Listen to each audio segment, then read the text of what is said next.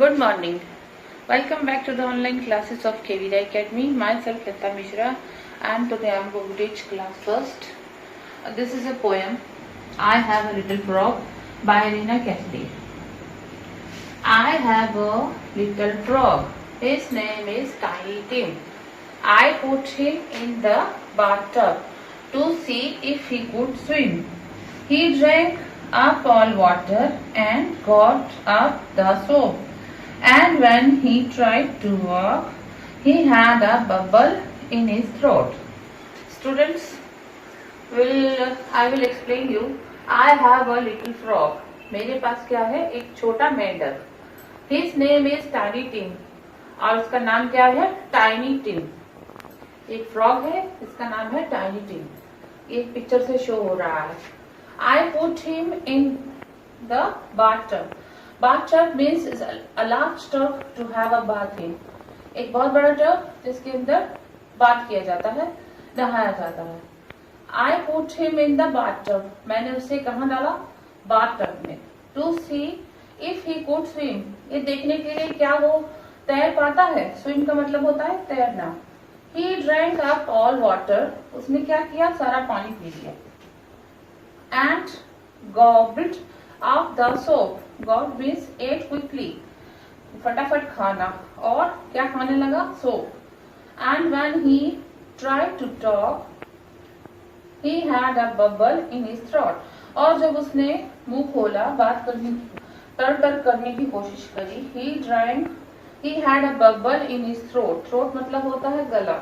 Bubble means a ball of air. एक bubble means होता है बुलबुला. और उस गले में क्या था? एक बुलबुला. Students, I am going to read this again. I have a little frog.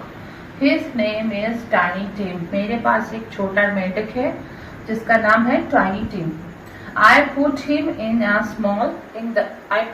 the bathtub. मैंने उसको किसमें डाला? bathtub में. To see if he could swim. ये देखने के लिए क्या वो तैर पाता है? He drank up all water. उसने वहां से पानी पिया खूब सारा. And gobbled up the soap. और फटाफट क्या खाने लगा? साबुन.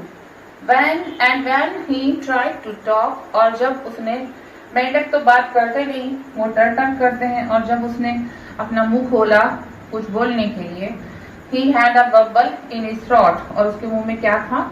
एक बुलबुला जो उसके गले में दिख रहा था. Students, let's see word meaning. Throat मतलब गला. Bathtub, a large tub to have a bath in. एक बहुत बड़ा टब जिसके अंदर बाथ लिया जाता है, नहाया जाता है. Swim मतलब तैरना. Gobbed, ate quickly, फटाफट से खाना. Bubble, a ball of air. Bubble मतलब बुलबुला, एक छोटा बॉल ऑफ एयर. फ्रॉग मतलब मेंढक. फिर से देखिए, थ्रोट मतलब गला. बाथटब मतलब एक टब नहाने वाला. स्विम मतलब तैरना. गॉब मतलब एट क्विकली, फटाफट से खाना. बबल मतलब बुलबुला. फ्रॉग मतलब मेंढक. Students, this is chapter 10.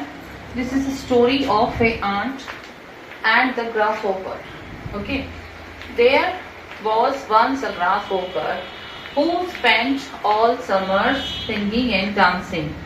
One day, while he was enjoying a lazy day, he saw the ants working hard, storing up food for the winter. There was once a grasshopper.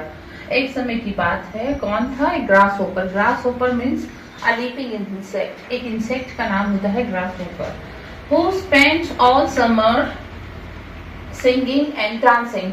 जो अपनी summer को कैसे spend करता था? Summers में singing करके और dance करके. One day, while he was enjoying a lazy day, he saw the ants working hard.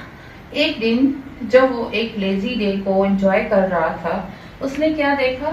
कुछ आंट्स मतलब होती हैं छोटे छोटे कीड़े जो कि बहुत हार्ड वर्क कर रही थी। कि क्या कर रही थी? Storing. Storing means setting aside अ फूड। क्या स्टोर कर ले जा रही थी? खाना। For the winter. कब के लिए? सर्दियों के लिए। When next paragraph, now students come to next paragraph.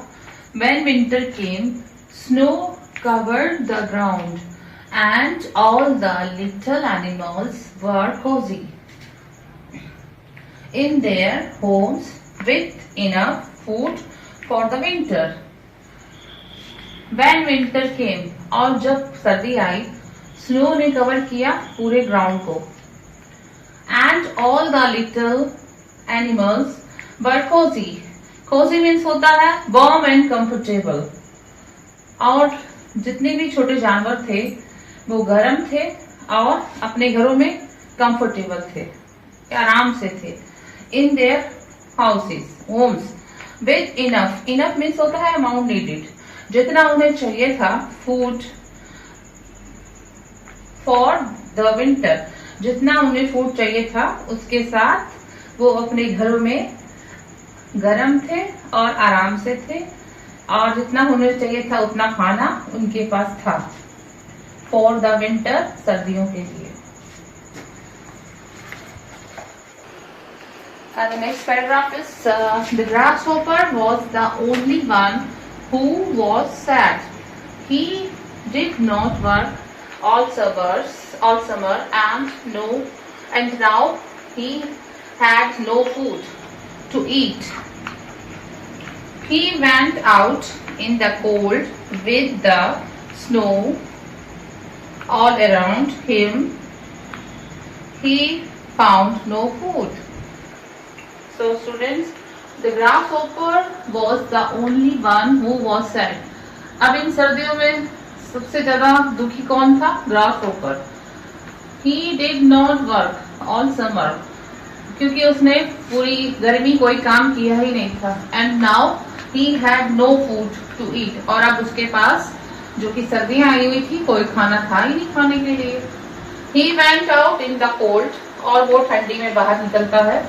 With the snow all around him, अब जब वो ठंडी में बाहर निकला तो उसके आसपास पूरी स्नो थी। ही फाउंड नो फूड, और उसे कोई खाना मिला ही नहीं। Now students, come to next paragraph.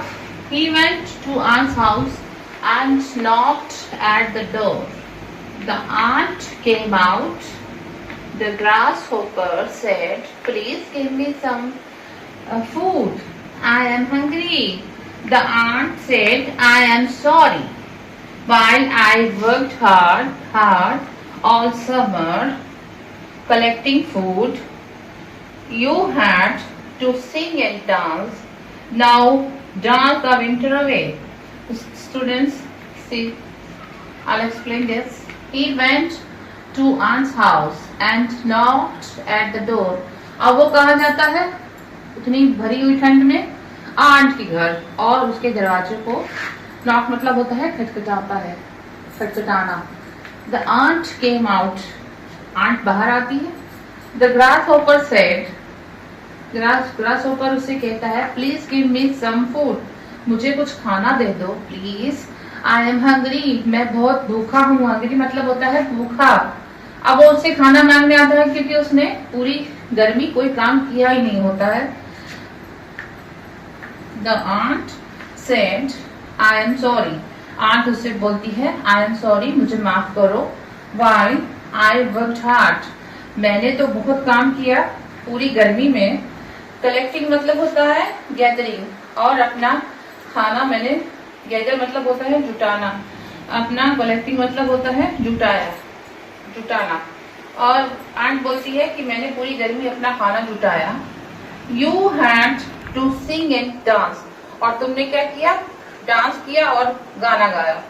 Now dance the winter away, अब डांस करो कि सर्दी भाग जाए, जब तक सर्दी चली न जाए, और तब तक तुम नाचते रहो। ये आर्ट का कहना था। तो इस स्टोरी से हमें सीख मिलती है, काम टाइम पर करो और सब कुछ सही होता है। जैसे कि आंट ने किया। आंट छोटी थी ग्रासहोपर से, और उसने पूरी गर्मी मेहनत से काम किया और उसकी सर्दी अच्छे से बीती। Thank you students.